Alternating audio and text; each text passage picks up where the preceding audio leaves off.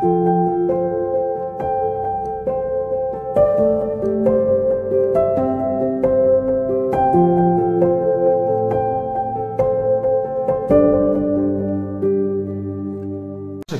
voilà pour cette méditation matinale, je voulais partager avec vous un texte tiré du livre des Hébreux, un chapitre très connu qui définit ce qu'est la foi et qui nous donne un tableau de tous les héros de la foi. Au verset 8, il nous est parlé d'Abraham. Par la foi, Abraham étant appelé, obéit pour s'en aller au lieu qu'il devait recevoir pour héritage. Il s'en alla, ne sachant où il allait. Voilà déjà, dans ce petit verset, 3 éléments qui caractérisent la foi d'Abraham. Déjà, c'est Dieu qui a eu l'initiative. Dieu l'a appelé à quitter sa patrie. Dieu se plaît, dans notre vie, par moments, à nous sortir de notre zone de confort, à nous appeler, à nous engager sur des chemins inconnus, nouveaux, qui peuvent paraître même risqués. Et comment a réagi Abraham? Il a obéi. L'obéissance de la foi. L'obéissance est un élément complètement lié à la foi. C'est même la preuve finalement de notre confiance en Dieu. Donc il s'en alla pour recevoir une terre que Dieu lui avait promise en héritage, un lieu, mais le verset précise qu'il s'en alla ne sachant où il allait. Il y a toute une zone d'incertitude, une zone de ténèbres, une zone où on ne voit pas ce qui est devant. Justement, on vit dans une époque où on met tellement en valeur la maîtrise et l'anticipation des circonstances. On veut vraiment anticiper pour être plus efficace. Parfois, la foi, c'est le contraire. Dieu nous indique une direction et on y va à tâtons.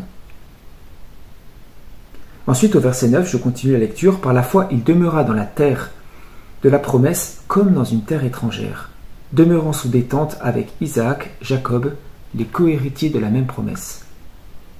Car il attendait la cité qui a les fondements, de laquelle Dieu est l'architecte et le créateur. C'est très intéressant que bien qu'étant arrivé que dans le lieu que Dieu avait promis, ce bien pour lequel il avait tout sacrifié, son regard se porte encore plus loin. Son regard se porte dans l'invisible. Son regard se porte dans le futur, vers cette cité céleste que Dieu a préparée.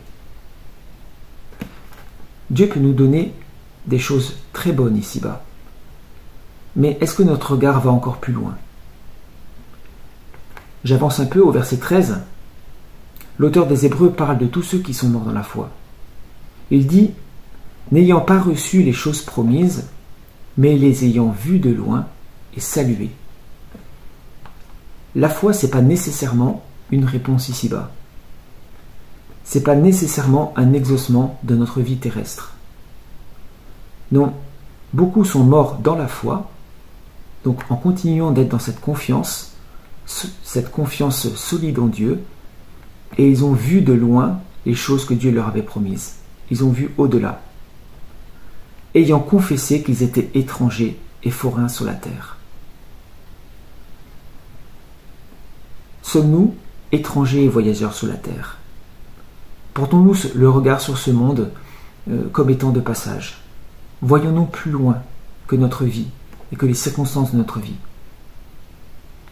Car ceux qui disent de telles choses, donc ils l'ont confessé, ils l'ont dit, leur parole l'a proclamé, ceux qui disent de telles choses montrent clairement qu'ils recherchent une patrie.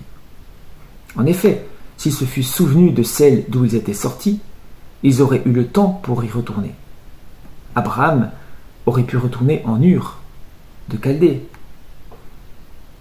Les Israélites auraient pu retourner en Égypte.